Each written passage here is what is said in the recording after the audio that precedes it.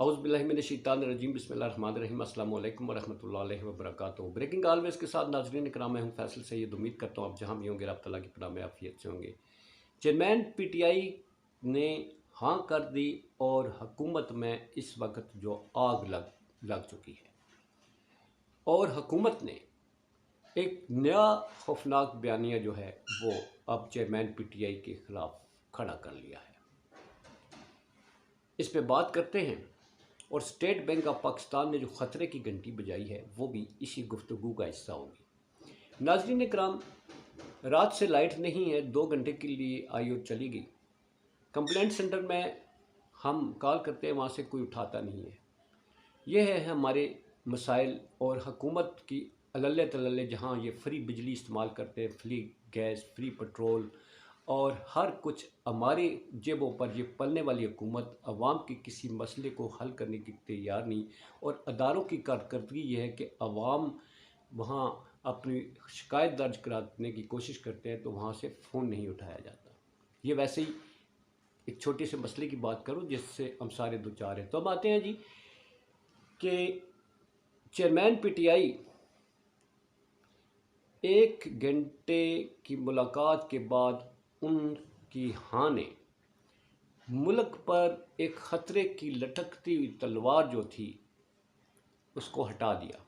ملک کے وسیع تر مفاد میں چیئرمین پی ٹی آئی نے جس طرح سے 1 گھنٹے کی ملاقات، آئی ایم ایف کی بات کر رہا ہوں، آئی ایم ایف کے وفد کی ملاقات جو کل ہوئی، اس میں جو چیئرمین پی ٹی آئی کے ساتھ ان کی معاشی ٹیم نے ان کا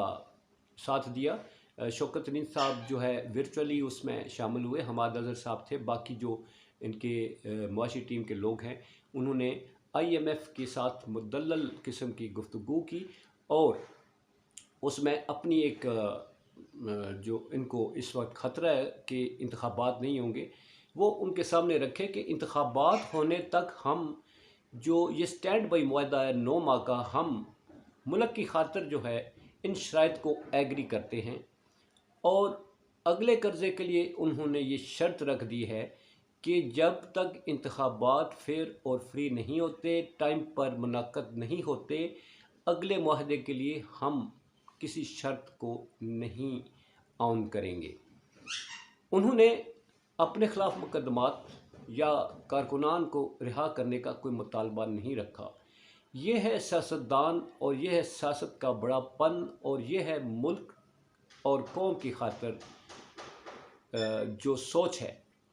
جس کو حکومت غدار کہتے ہیں، جس کو پھانسی کی سزا دینے کی بات کی جاتی ہے، جس پر 250 مقدمات درج ہیں، اور جس پر جو ہے وہ ملک دشمن ہونے کا لیبل لگایا گیا ہے۔ اگر وہ کل نہ کر دیتا تو پھر ان کو جو اس وقت یہ خوشخبریاں مٹھائیاں بانٹتے ہوئے نظر آتے تھے، وہ سارے ان کے لیے نیلا تھوتھا ثابت ہوتا۔ تو چیئرمین پی ٹی آئی نے جناب اس 1 گھنٹے کی ملاقات کے ساتھ ہی حکومت کے لیے آسانیاں پیدا کر دیں۔ دوسری طرف جو حکومت اس موقع پر جب پی ٹی آئی نے ہاں کی، اسٹیٹ بینک آف پاکستان کا بھی کل ہی جو ہے وہ جائزہ رپورٹ، جس میں خطرے کی گھنٹی بجا دی گئی ہے کہ ہمارا ادائیگیوں کا توازن جو ہے وہ خراب ہو چکا ہے برے طریقے سے۔ اس کی وجہ یہ ہے کہ مغربی دنیا کی جو ہم پر سخت مانیٹرنگ پالیسیاں ہیں جو انہوں نے اختیار کر رکھی ہیں، اس کی وجہ سے ہمیں معاشی مسائل کا سامنا ہے جو اس وقت انتہائی خطرناک ہے۔ مغربی ممالک کی معاشی پالیسیوں کی سختی کی وجہ ناظرین پتہ ہے کیا ہے؟ یہ جو انتخابات نہیں کروا رہے، اور جو ابھی تک انتخابات کا شیڈول نہیں جاری کر رہے، مغربی دنیا میں بھی اس وجہ سے پریشانی پائی جاتی ہے کہ یہاں پر تو انتخابات کا ماحول ہی نہیں بنایا گیا۔ تو اس سلسلے میں یہ جو مسائل جن مسائل سے دوچار ہونا پڑ رہا ہے، اس کی سب سے بڑی وجہ یہ حکومت خود ہے، اور حکومت ہی اس عوام اور ملک کا بیڑا گرک کرنے کی سب سے بڑی ذمہ دار ہے۔ اور اس سلسلے میں جو چیئرمین کی طرف سے یہ ایک اچھا اور ملک کے لیے بہترین فیصلہ جو ہے، ایک بہترین سوچ کی جو عکاسی ظاہر کرتا ہے، اس کا حکومت کی ایوانوں کی طرف سے کیا رسپانڈ آتا ہے، وہ آپ دیکھ کر سن کر حیران ہوں گے کہ اس کو حکومت کے وہ وزراء جن کا کام ہے کہ چیئرمین پی ٹی آئی کو تنقید کا نشانہ بنانا، اس کو غدار، اس کو ملک دشمن ڈکلیئر کرنا، وہ اس چیز کو اپریشیٹ نہیں کر رہے۔ وہ کہتے ہیں کہ یہ پی ٹی آئی اور آئی ایم ایف کا گٹھ جوڑ ہے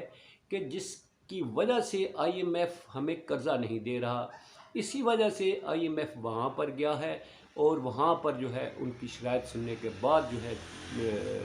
آئی ایم ایف اپنی پالیسی جو ہے ہم پر لاگو کرے گا۔ اب سوال یہ پیدا ہوتا ہے، وہ تو پیپلز پارٹی سے بھی ملے ہیں، یہ تو ان کا ایک ان کی پالیسی کا حصہ ہوتا ہے کہ وہ اس ملک کی سیاسی پارٹیوں سے، اور چونکہ چیئرمین پی ٹی آئی سب سے بڑی پارٹی کو لیڈ کر رہے ہیں، کیا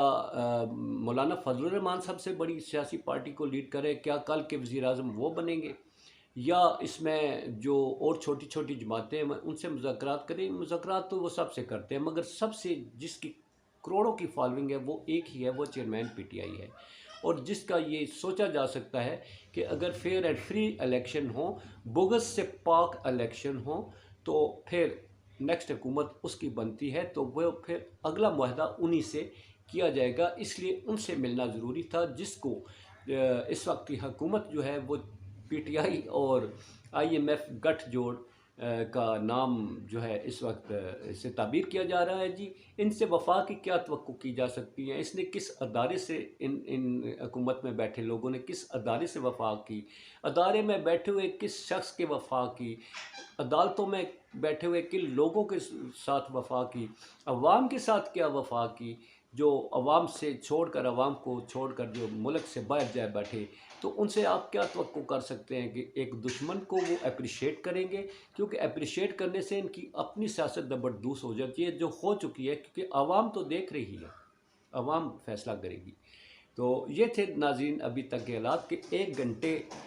کی اس ملاقات نے ان کے لیے آسانیوں کے دروازے کھول دیے۔ اپنا بہت سارا خیال رکھیے۔ پاکستان زندہ باد، پاک افواج، پائند آباد۔